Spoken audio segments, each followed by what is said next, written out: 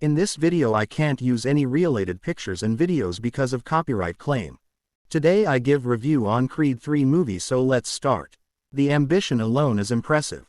For his directorial debut, Michael B.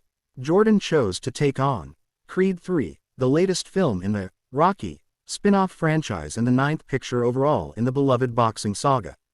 He's also directing himself in the process, as he returns once again to the titular role of champion fighter Adonis Creed, son of Apollo.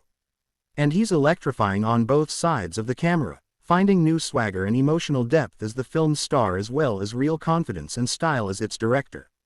In doing so, Jordan is following in the footsteps of Sylvester Stallone, who directed himself in 4 of the Rocky movies, including 2006's heartfelt Rocky Balboa. But he also has to follow the work of his longtime friend and close collaborator Ryan Coogler, who helmed the original Creed. Jordan has taken all that pressure and expectation and turned it into a film that both honors the series' legacy while spinning the lore forward.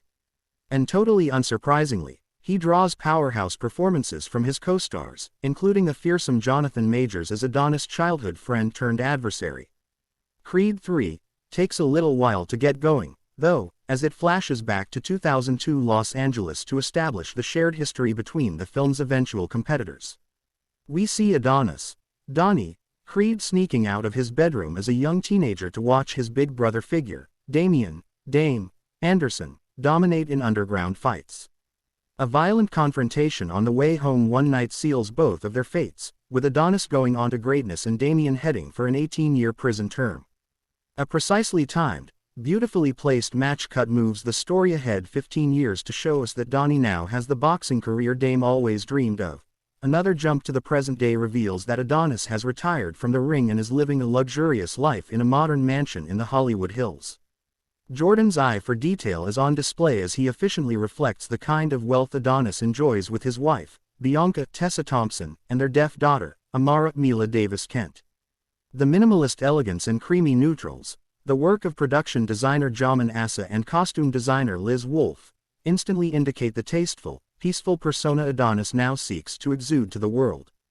Just as Adonis is shaping the next generation of fighters as a behind-the-scenes force at his own Delphi Boxing Academy, singer-songwriter Bianca is penning tunes and working with new talent as a producer.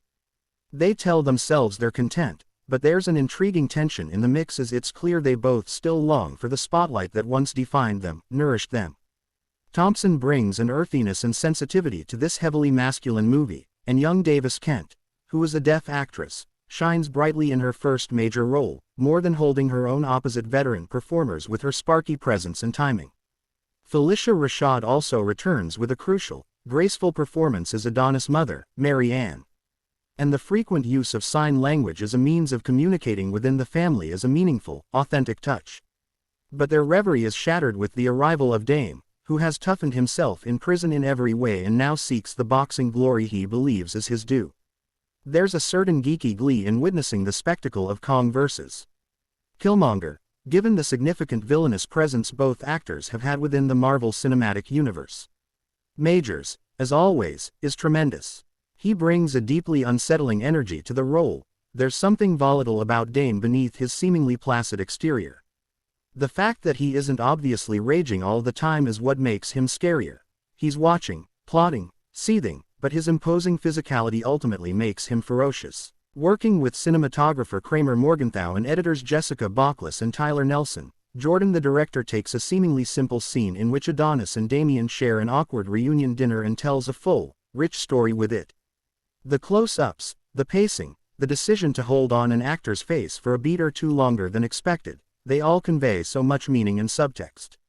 The exchange is powerful for what it doesn't show, for what these characters don't tell us, for what they hold back strategically but we can sense, nonetheless. But Creed 3 also gives the people what they want, and that is multiple training montages. As they sing in Team America, World Police, even Rocky, had a montage. Once it becomes clear that Donnie must get back into shape to fight Dame for the championship, at Dodger Stadium, of all places, a truly inspired location that's extremely LA. The screenplay from Keenan Coogler, Ryan's brother, and Zach Balan, King Richard, hits all the uplifting beats you'd expect, but tosses in some clever new ones, too. So yes, there's running through the streets, on the beach, up a hill. There's punching and sparring, but also the sight of Adonis pulling an actual airplane through the sheer power of his pectorals. It's kind of hilarious, but also wildly entertaining. And when it comes time for the climactic showdown between these two warriors, Jordan makes some dazzling stylistic choices in terms of sound design, camera movements and visual effects. There's a section where everything just changes, providing an unexpected emotional resonance and a fresh perspective. On the surface, Creed 3 may seem to be about hulking, muscular men beating the crap out of each other, and it exists within a genre where it's often easy to discern between right and wrong, black and white. Adonis is all precision and control in the ring. Dame is rough and raw, fighting as if his life depends on it. But similar to Killmonger's motivations in Black Panther, Dame's quest for vengeance and even dominance is understandable. Watching these titans confront each other within that moral gray area, making themselves vulnerable in the process, is riveting. Jordan has long since proven himself as an actor of terrific charisma, versatility and humanity. With Creed 3, he shows he's just as captivating on the other side of the lens.